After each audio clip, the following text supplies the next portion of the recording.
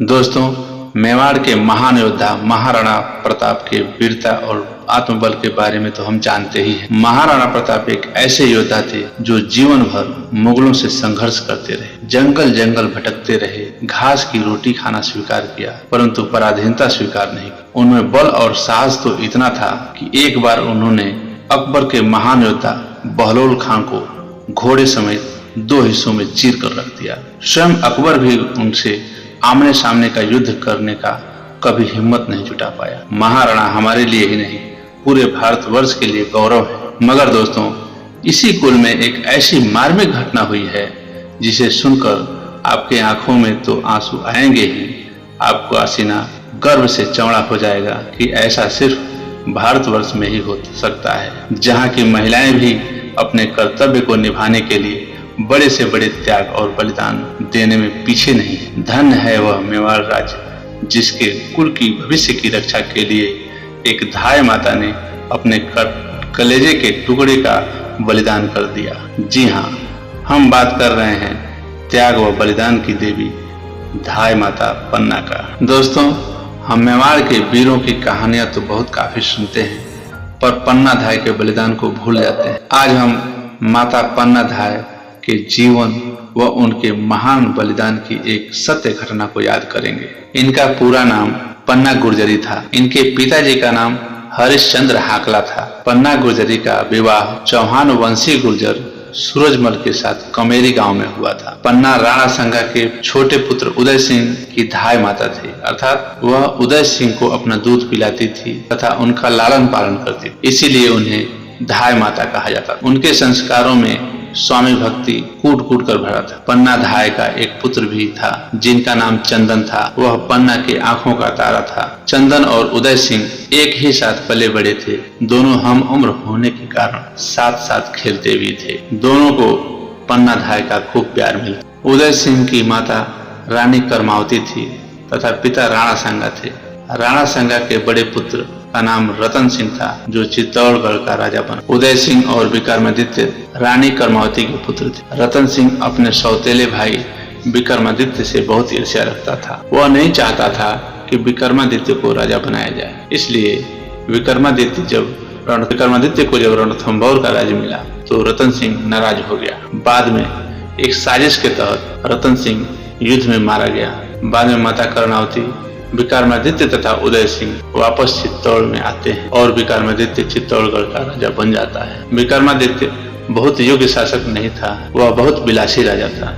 उसे राजपाट चलाने का बहुत अनुभव नहीं था। वह बड़ा क्रूर तथा गुस्सैल स्वभाव का था। वह बात बात में अपने सामंतों पर अपना प्रकोप दिखाता रहता था, जिसका परिणाम यह हुआ कि उसके जितने भी सामंत सरदार थे वह उसे छोड़कर चले गए, जिससे विक्रमादित्य की शक्ति बहुत क्षीण हो गई। मौके को देखते हुए गुजरात का शासक बहादुर शाह ने मेवाड़ पर 1534 ईस्वी में हमला कर दिया। इस युद्ध में भारी मारकाट मची। जब माता कर्णावती ने देखा कि उसके सारे सामंत युद्ध में मारे जा चुके हैं और चित्तौड़ की हार हो गई है, माता कर्णावती ने कुंवर उदय सिंह जो मात्र 13 साल का था उसे पन्ना धाय को सौंपते हुए यह कहा कि अब ये राजमहल तथा चित्तौड़ का किला इस लायक नहीं रहा कि यह मेवाड़ के भावी राजा की रक्षा कर सके। इसे कहीं इस महल से दूर ले जा और इसका परवरिश कर। अब कुंवर उदय सिंह की सुरक्षा का जिम्मेदारी तुम्ही पर है। और अंत में माता कर्णावती ने 13,000 वीरांगनाओं के साथ विशाल अग्निकुंड में जौहर कर लिया। उधर विक्रमादित्य युद्ध में किसी तरह जीवित बच गया, क्योंकि वह बूंदी भाग गया था, जो कुछ दिन बाद पुनः मेवाड़ का राजा बन गया। परंतु उसके आदतों में कोई सुधार नहीं हुआ। चूंकि मेवाड़ आंतरिक साजिशों का शिकार होता रहा था, इसलिए उधर एक दासी पुत्र बनवीर जो राणा विक्रमादित्य का सलाहकार था,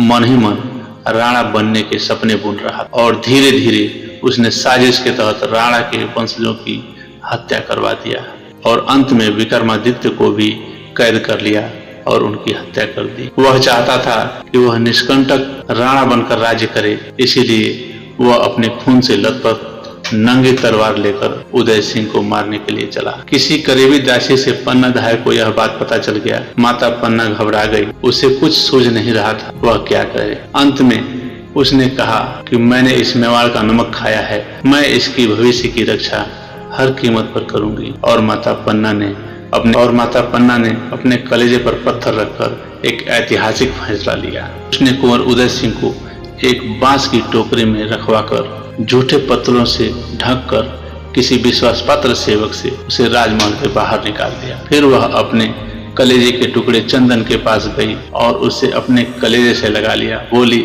हे पुत्र, तू हमेशा से कहता था कि मैं भी उदय सिंह की तरह राजसी वस्त्र पहनूंगा। मेरे लाल, आज वह दिन आ गया है। वह दुखी मन से बोली, चल तू मेरे हाथों से भोजन कर ले। आज मैं तुम्हें अपने हाथों से राजसी वस्त्र पहनाकर तैयार करूंगी। चंदन खुश हो जाता है।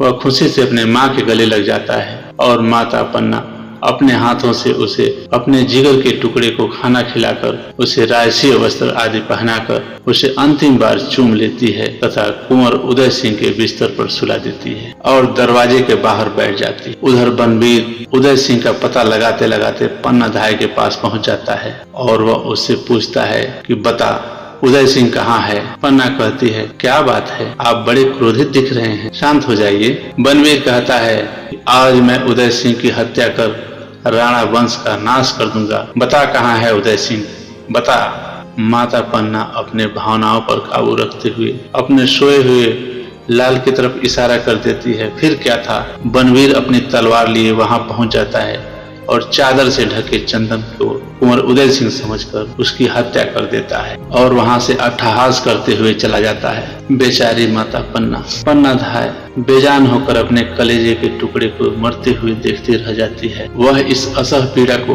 बनवीर के सामने जाहिर भी नहीं होने देती ताकि उसे शक न हो जाए। वह मन ही मन खून के आंसू रोती है, कहती है, मेरे बच्चे, मुझे माफ कर दे, मैं तुम्हारी हत्यारन। दोस्तों, माता पन्ना ने मेवाड़ के भविष्य बचाने के लिए अपने बच्चे की कुर्बानी दे दी और वह इतिहास में अमर हो गई। और साथ ही साथ हमें अपने वतन के लिए सबसे बड़ी कुर्बानी भी देनी चाहिए, ऐसी शिक्षा वो देकर गई।